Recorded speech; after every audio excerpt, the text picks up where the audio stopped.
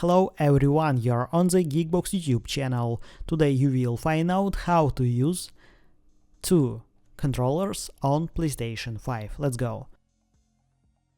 Turn on second controller. Choose Profile or Add User. Sign in or Quick Play.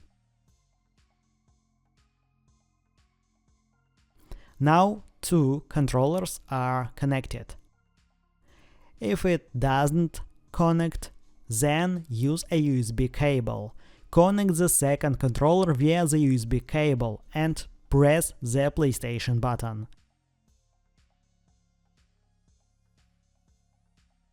Choose Profile or Add User.